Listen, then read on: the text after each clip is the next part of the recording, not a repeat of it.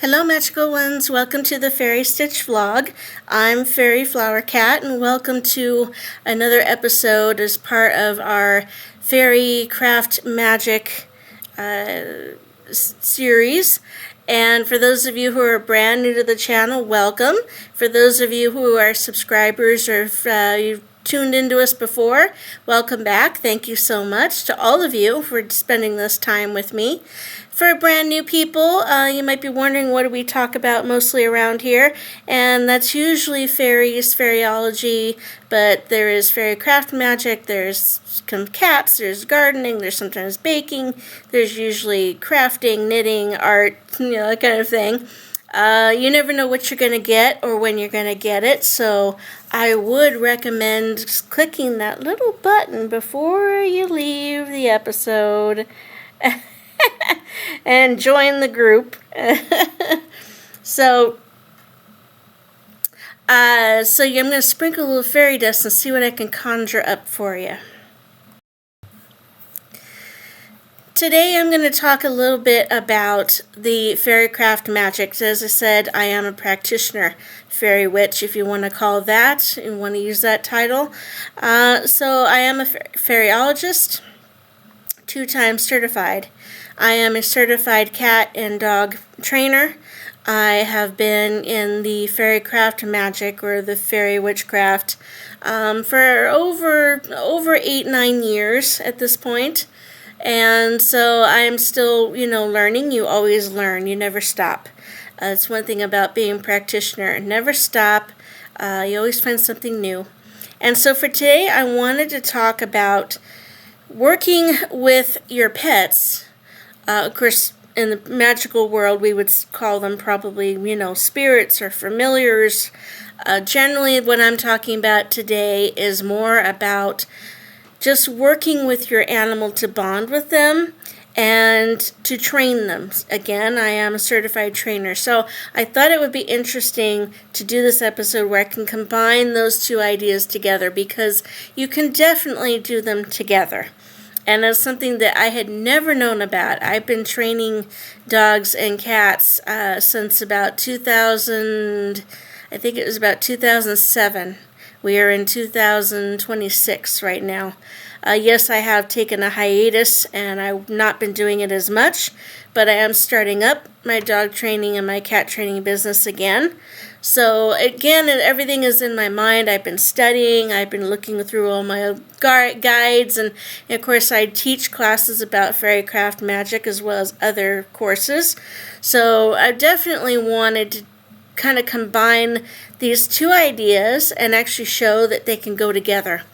So the point of this video is to talk about when you're working with your dog or your cat, puppy or kitten, when you're doing training, how you can kind of embody some of the ideas that we would use as being, in witchcraft and being a craft practitioner.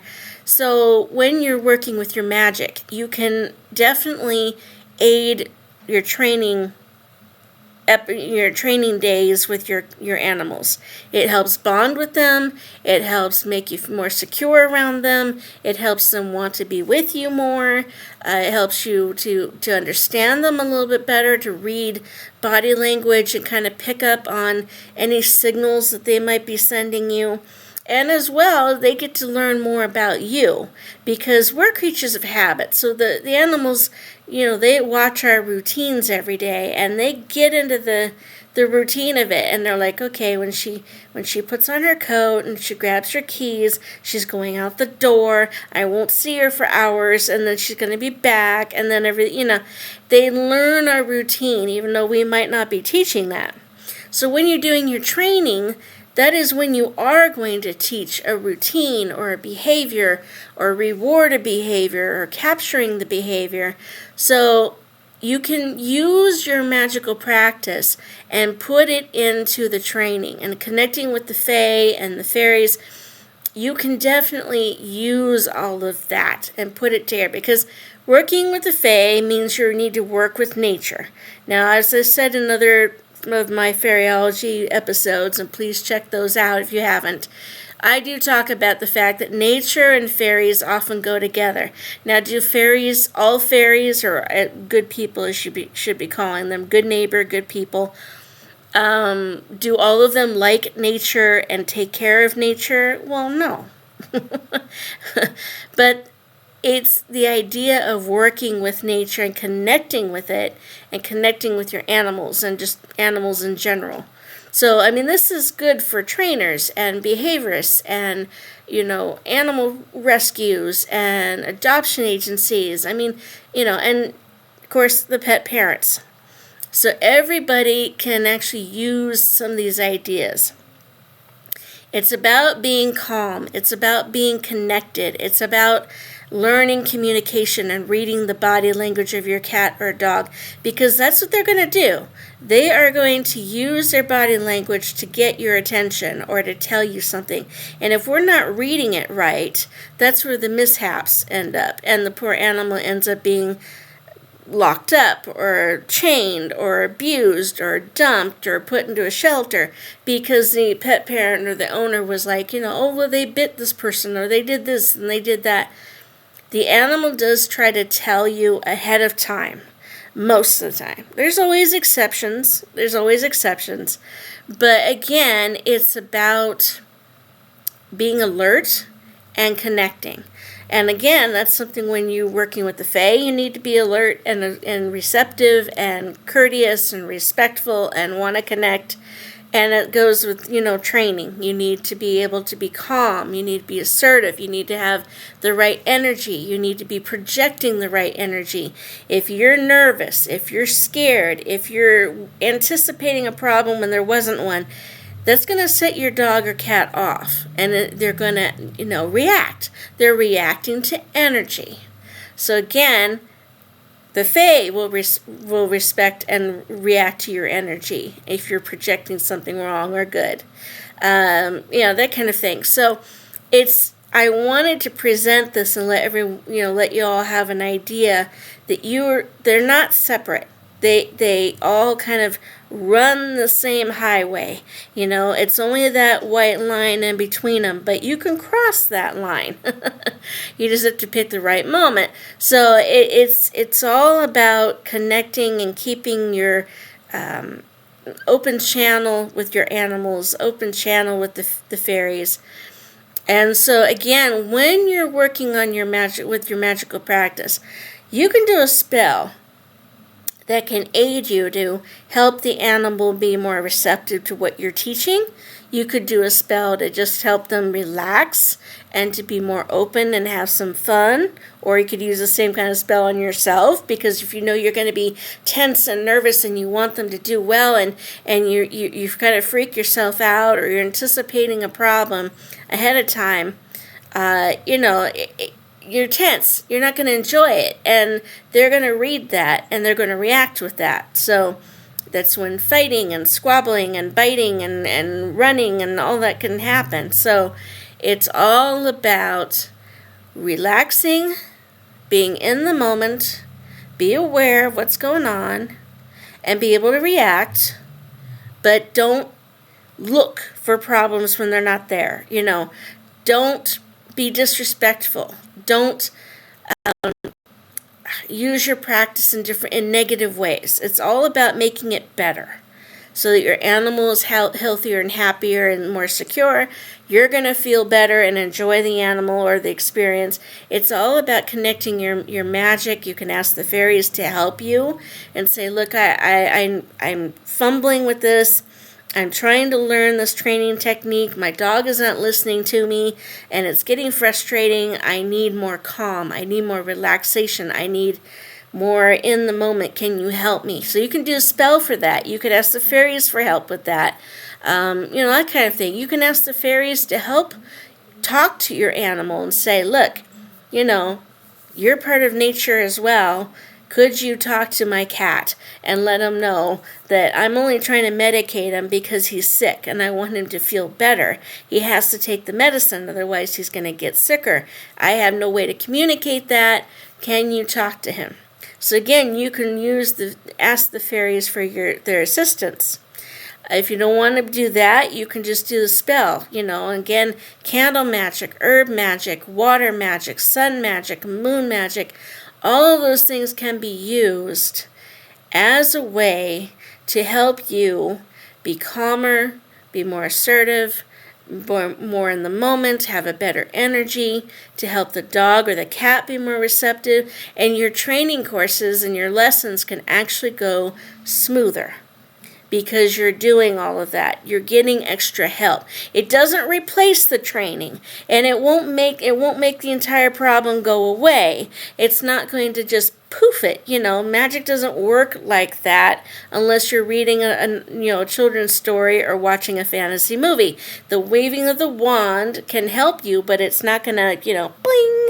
Okay, they're perfectly fine. They know all the lessons. I don't have to do any work. Doesn't work that way. I wish it did, but it doesn't. But what it does is magic actually helps you channel your own energy. You can use a wand, and I do occasionally. You can use the wand. It's like a receptor. But your whole energy from your body is going into that wand. And then you kind of go over the candle or go over the picture of your animal or actually do your own, have your cat or dog in front of you. Do the spell over the animal right there in front of you. Just be safe if you're going to do candle magic, by the way. Don't let them eat any of the herbs or anything like that. Be safe. Keep your animals safe. But you can do a spell right there. If you don't want to use your actual animal, then use a photo, use a picture, use a physical representation right in front. You might have a statue. Maybe you're a crocheter and you made a little animal portrait and it represents, do puppets. Do animal puppets. And you can represent the animal.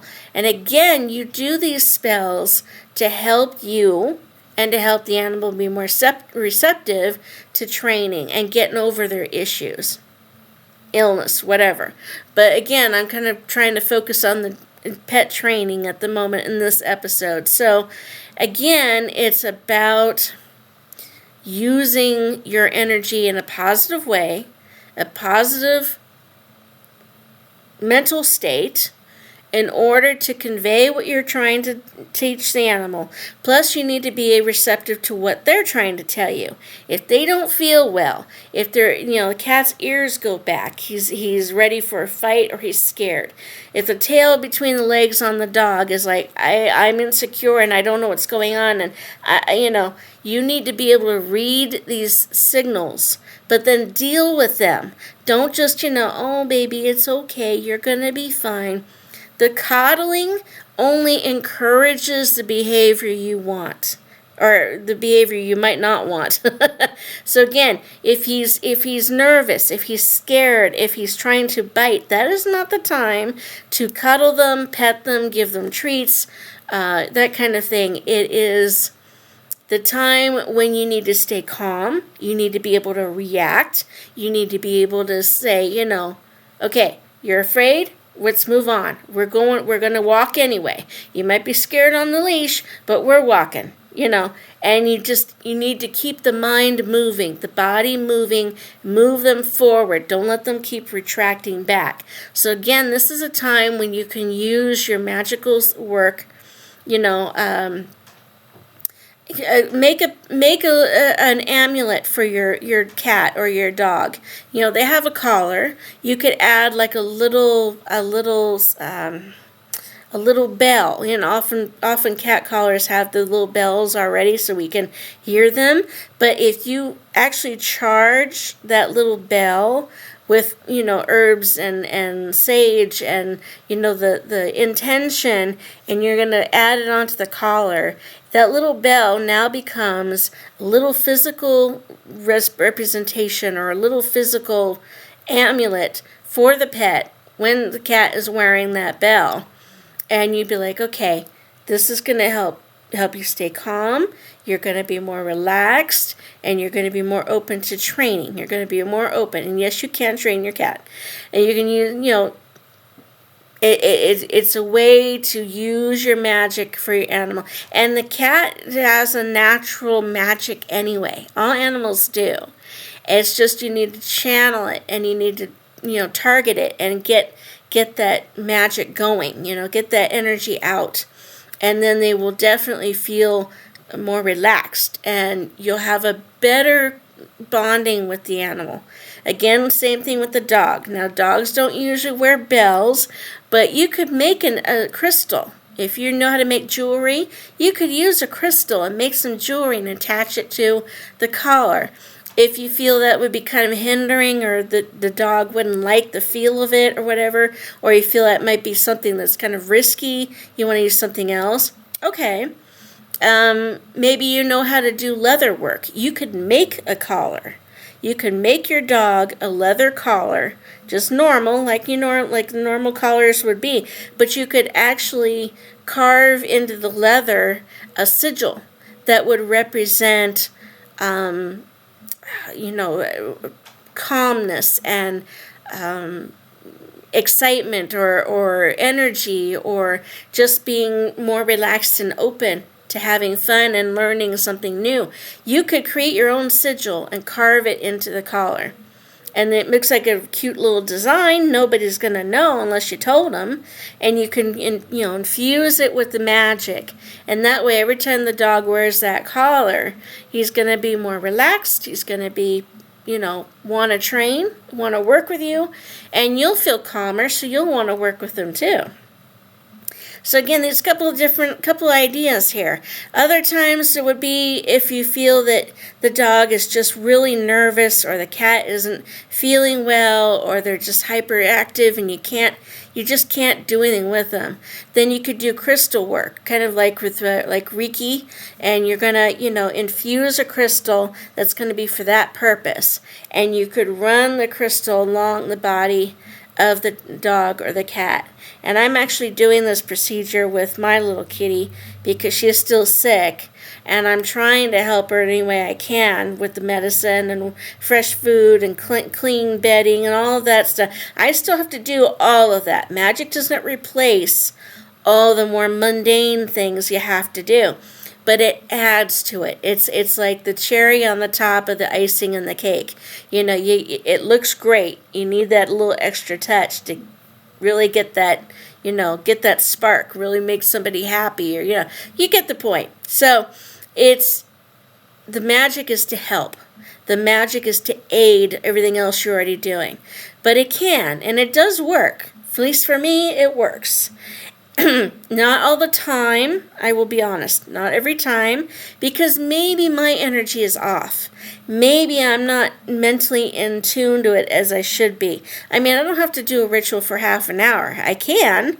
I don't have to do a spell and sit there for half an hour just staring at the candle and charging it and going over and over. Of course, the more energy you put into something, the better. The more energy you put into it, the stronger the spell is going to be. But you don't have to sit there and do that the whole time.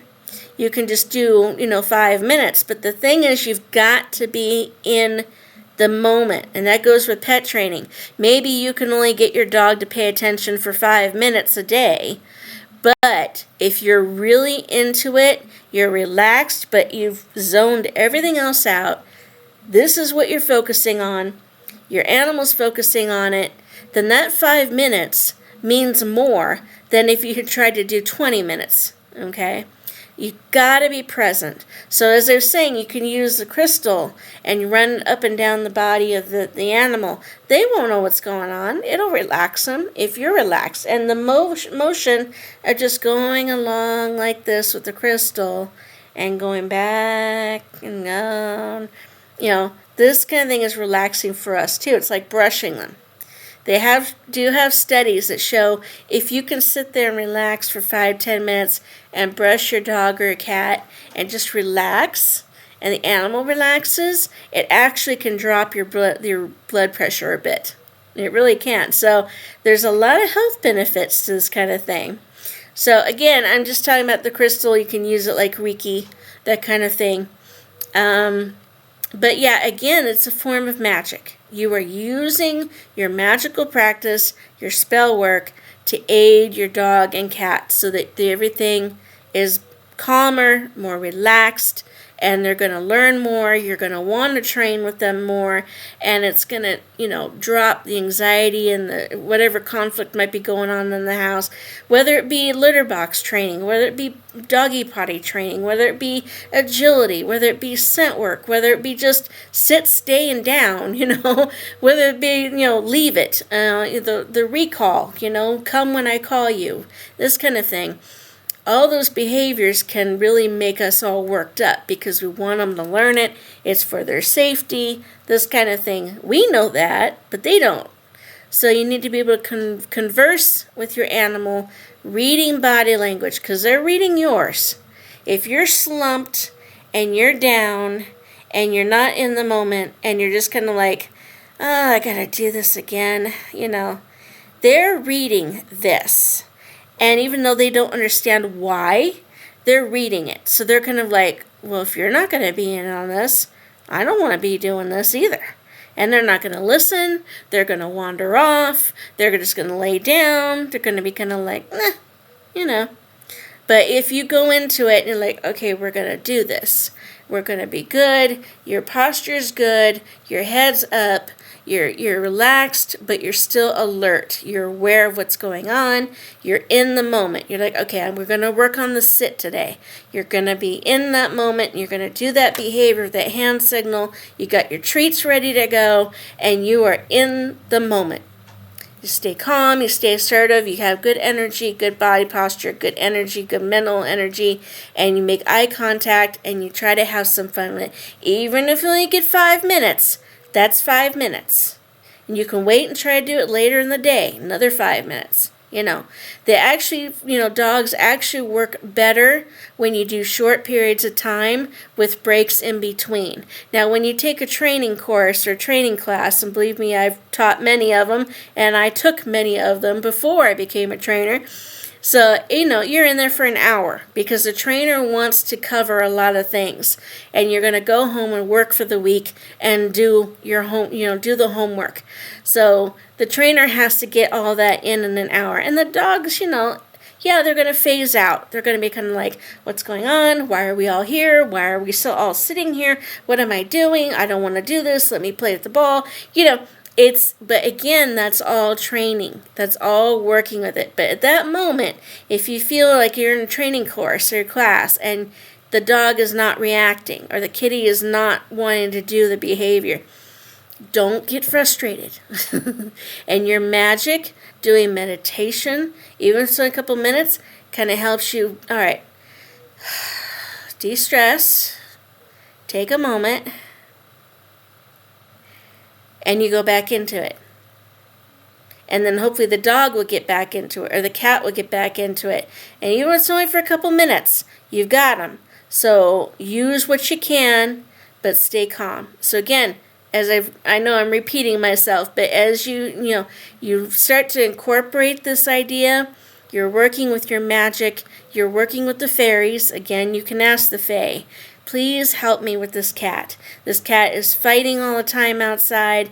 He won't listen. He's getting injured. I want to stop that. I want him to learn to stay in the house and be happy. He'll be, and ask the fairies for help. I've done it. When my dog or my cat wouldn't eat because they're sick, and I had no reason, I had no understanding why they were sick. Everything was fine hours before. All of a sudden, they don't want to eat anything, and I know that's abnormal. And you start changing the food. You start doing more. You're trying to exercise them. You're trying to figure it out and deduce what's wrong. And at some point, it's like I don't know what else to do. I will ask the fae. I would do a spell or ask the fae, light a candle, and say, please help them. Because I don't know why they're sick. Please converse with them. Talk to them. Would you see what's going on? Let them know that I need them to eat. They need to eat so they keep their energy up. They don't get sicker. This kind of thing. And I have to say, in my practice, that works. That has worked more than once. And I'm grateful. And you need to tell the fae afterwards that you are grateful. You never say the words thank you, but you have to show gratitude for their help, for their assistance in some way. Even if it's wording, Just change the wording, but never say thank you. You have to say, I am grateful for your help, or that is much appreciated, or your assistance is welcomed. Say something differently, or you can show them by giving them like a little offering at the fairy ring. You could give them fresh water, or some milk, or some fresh fruit, something like that out in the fairy ring as your way of saying thank you. Okay? So that's when you're working with the fae. With the magic, like I say, it can be incorporated, and I do that often. When you're working with the magic, again, it is about thanking the universe for helping you and assisting you. But again, you can do candle work and moon magic and sun magic and water magic, anything that kind of that you gravitate towards, that you like the most, that you feel connected with, or that you feel the animals connected with. And again, use poppets. Use a little kitty poppet, whether one you buy or one you make yourself. An animal poppet. It could be a stuffed toy, as long as you've cleansed it with, sage spray, or, sage cleansing, that kind of thing. If you've bought a stuffed toy, wash it first, and then do your cleansing, the spiritual cleansing over it. Because you don't know who's handled it or what energy it's been collecting. That cleans it up, and then you can make that the poppet and say, okay, this little husky, stuffed husky dog now represents my own Siberian husky Bailey, and you put that little tag locks on it, like a little mini collar with his name on it, or you could, put it with his favorite treats, or put a couple of his favorite biscuits around it. You add tag locks to that little toy. That becomes your poppet. And then that helps you too, because there's a physical representation of the animal in front of you that you can put on your offering table, and you can channel your energy onto that animal and say, okay, you're now going to take the dog's illness, and she's going to feel better now that you've taken it on, or you are now going to connect, and as I work with you on training, you're going to help Bailey actually learn to sit and learn to walk, this kind of thing. Again, it's combining all of that. So I understand I might be getting a little redundant here, but as things come, and I don't have a script, but as I come up with these ideas, I wanted to get them out to you. But again, just one last time, you can combine your magical practice with connecting with the fae to work with your dog or cat, even your horse, even a goat, any animal that you got that you want to work with training, a bird, a parakeet, a parrot. Again, it's all the same kind of thing.